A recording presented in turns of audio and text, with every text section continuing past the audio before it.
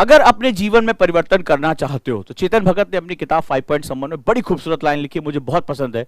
If you are not change your life, lock your self in a room for 2 years and throw the keys. उन्होंने कहा कि अगर अपनी जिंदगी में एक परिवर्तन, एक मोड़ देना चाहते हो, अपनी लाइफ में चेंज लेकर आना चाहते हो, अपनी उस पुरानी पहचान को, उस ठप्पे को फेंकना चाहते हो, तो कम से कम 2 साल के लिए अपने आप को कमरे में बंद करो। कमरे में बंद करने का मतलब होता है पूरी दुनिया से कट ऑफ हो जाओ, सिर्फ अपने सपनों के लिए जियो। And throw the keys, throw the keys का मतलब कि चाबी को फेंक दो का मतलब होता है कि कोई विकल्प और नहीं, आप ऑप्शनलेस हो जाओ टाइम के साथ। ऑप्शनलेस क्या? यूपीएससी और नथिंग। मैं लेखपाल भी बन जाऊं, मैं एसएससी भी क्वालिफाई कर लूं, मैं आईएएस भी बन जाऊं, मैं पटवारी भी बन जाऊं, ना ना ना भैया, सिर्फ बेवकूफ ही बनोगे। यूपीएससी और नथिंग, खत्म। यानी ऑप्शनलेस हो जाओ। कई बच्चों ने पूछा क्या मुझे ऑप्शन रखना चाहिए, क्या मुझे नहीं रखना चाहिए? तुम्हारी एनर्जी, जितनी भी तुम्हारे अंदर ऊर्जा है, उसको एक पॉइंट पर चैनलाइज कर दो। इतना चैनलाइज कर दो कि रास्ते में आने वाला हर अवरोध तुम्हारी ऊर्जा की आंधी के सामने उड़ जाए। वो सभी लोग जो तुम्हें रोक रहे हैं वो उड़ जाए। इतनी एनर्जी को चैनलाइज कर दो, ये सबसे महत्वपूर्ण है। तो समय दो अपने आप को अगर व्यक्तित्व निर्माण करना चाहते हो। कई लोग कहते हैं सर 1 साल में आईएएस बना देंगे क्या? 2 मिनट में वो नेस्ले वाले कह रहे हैं मैगी बनती, वो तो बन नहीं रही है। तुम 1 साल में आईएएस बनने के चक्कर में पड़े हो। तो कम से कम अपने व्यक्तित्व के बारे में सोचो कि मैं कौन हूं और मुझे क्या बनना है। इस बनने की प्रक्रिया में मुझे एक पर्याप्त समय देना पड़ेगा। और अपने आप को ऑप्शनलेस करो और एक ही बात सोचो, यूपीएससी और नथिंग, और सारी ऊर्जा को ले जाकर एक बिंदु पर झोंक दो। क्लियर है? यह सबसे महत्वपूर्ण सेगमेंट होता है। अब तीसरी चीज हम लोग जो बात करते जा रहे हैं, और तीसरा जो चीज है जो एवरेज स्टूडेंट के लिए बहुत बहुत इंपॉर्टेंट है, स्टेप 3। कहा जाता है ना कि आईक्यू लेवल बहुत अच्छा नहीं है, मार्क्स बहुत अच्छे नहीं है, तुम बहुत अच्छा कुछ नहीं कर पाते हो। तुम्हें एक तरीका बताता हूं और उसका नाम है 3R। क्या है ये 3R? Repeat, repeat and repeat. Golden rule है सक्सेस का। जितने भी स्टूडेंट अपने आप को एवरेज कहते हैं, जो कहते हैं जिन्होंने ये ताना झेला है, उनके लिए गोल्डन रूल है, स्वर्णिम नियम है, रिपीट, रिपीट एंड रिपीट। और इसको रिपीट करो, इसको लिखो अपने सामने जहां भी रखते हो उसको लिखो, रिपीट, रिपीट एंड रिपीट।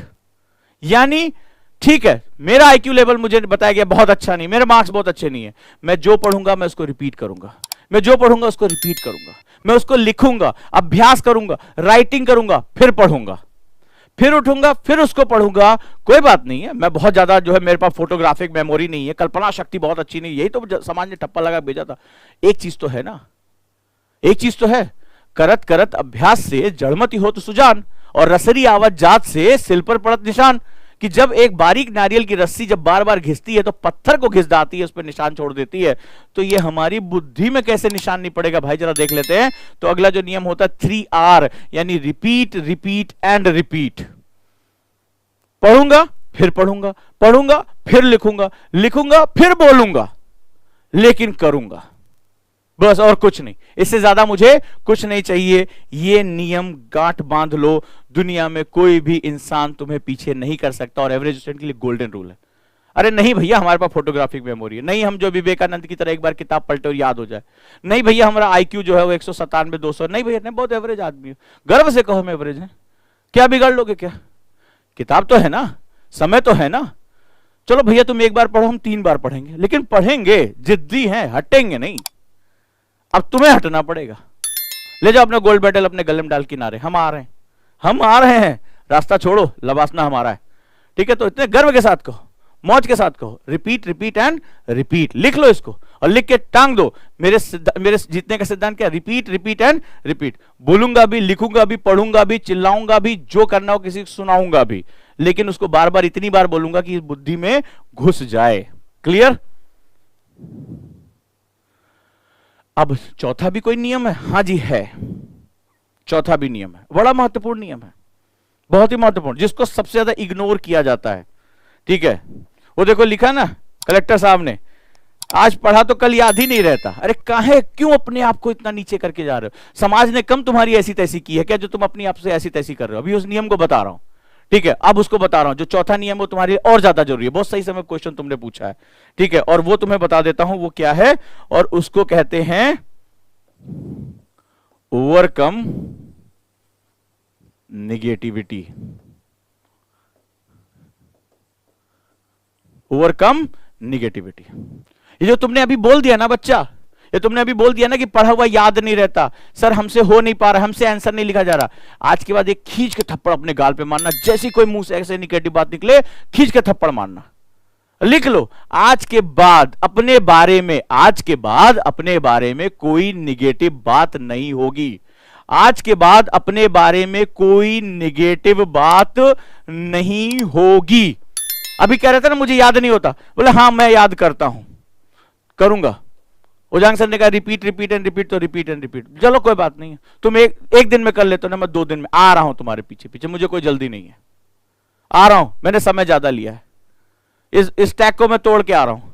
आज के बाद कभी भी सर मेरे से अच्छा आंसर नहीं लिखा जाता, सर मुझसे याद नहीं होता, सर मैं ज्यादा देर पढ़ नहीं पाता, सर बड़ा डिस्ट्रैक्शन होता है, ये तुम अपने अंदर अपने आप को समझा रहे हो, जो दुनिया भर ने ठप्पा लगाया था कि वाकई में तुम जो है बकलोल हो, तुम किसी लायक नहीं हो, तुमसे जो कुछ नहीं हो पा रहा है। ये बेसिकली वो सारी चीजें हैं जो तुम वर्बल बोल रहे हो कि हाँ सर मैं बकलोल हूं, मुझे याद नहीं होता, मैं सर जो है ढपोर संख हूं, मुझसे कुछ पढ़ा नहीं जाता। ये सब निकाल के फेंको। आज के बाद कभी भी निगेटिविटी तुम्हारे अंदर नहीं आनी चाहिए।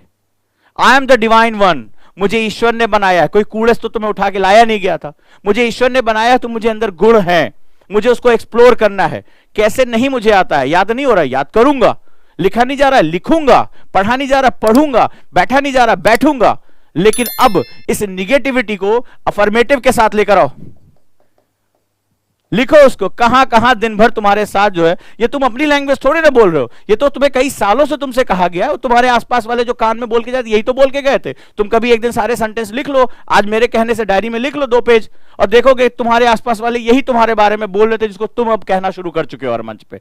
अभी ओजांग के मंच पे बोल रहे हो, कल किसी और के मंच पे जाओगे, दिन भर घूमते रहो। तो एवरेज तुम तब हुए जब तुमने गोल्स अपने खत्म कर लिए, सपने देखना बंद कर दिया। सो आज के बाद जो अगला स्टेप होगा, कभी भी बात को निगेटिव तरीके से मत कहो। सर मुझे याद नहीं होता, एक बात हो गई। सर मैं कम याद कर पा रहा हूं, ये दूसरी बात हो गई। सेंटेंस को सुधारो। सर मैं उत्तर नहीं लिख पाता, पहले तुमने बता दिया सर मैं लिखना ही नहीं चाहता, सच्चाई है। सर मेरा उत्तर सर्वश्रेष्ठ नहीं हो पा रहा है, इसका सर इस सेंटेंस में दोनों एक ही बात मैं कह रहा हूं। सर मैं उत्तर नहीं लिख पाता। तो भैया तुम जो कपिया पे थोड़ा सा जो भी लिखे, वो क्या लिखा था तुमने? गोबर तोड़ने न करके आए थे, 4 लाइन 5 लाइन लिखा था कि नहीं लिखा था? तो तुमने कहा मैं उत्तर नहीं लिख पाता, इसका मतलब क्या हुआ? तुमने अब इसको क्या कहना है कि सर मैं सर्वश्रेष्ठ उत्तर नहीं लिख पा रहा, इसका मतलब तुम्हारे अंदर डिजायर पैदा होगी कि तुम्हें सबसे बेस्ट आंसर लिखना है। तुमने जो लिखा तुम इससे आगे जाना चाहते हो, प्रोग्रेस करना चाहते हो। इस दोनों सेंटेंस के बीच में सिर्फ एक ही फर्क है, निगेटिव और अफर्मेटिव। पॉजिटिव बात हम कर रहे हैं कि सर मैं उत्तर नहीं लिख पाता, सर मैंने उत्तर लिखा, सर्वश्रेष्ठ लिखने की चाहत है और सुधारना है इसको। इन दोनों में जमीन आसमान का अंतर हो जाता है। इसको हम लोग बोलते हैं डिफरेंस ऑफ माइंडसेट। माइंडसेट का, ये माइंडसेट का अंतर है। एक ही बात है, दोनों एक ही बात है, लेकिन एक हारा हुआ खिलाड़ी है, कह रहा है नहीं लिख पाऊंगा, माई बाप मुझे लात मार के भगाओ यहां से, ठीक है जल्दी निकालो, यूपीएससी के जो है वो चोचले में फंस गया हूं, जल्दी भगाओ, मैं भाग नहीं पा रहा हूं। और दूसरा ये कह रहा है, सेम बात कह रहा है, लेकिन वो इस तरह से कह रहा है कि आज मैं बहुत सर्वश्रेष्ठ नहीं, लेकिन मैं और भी अच्छा लिखना चाहता हूं। मैं अपने अंदर वो डिजायर क्रिएट करना चाहता हूं जहां पर मुझे ये चीजें करनी है। क्लियर?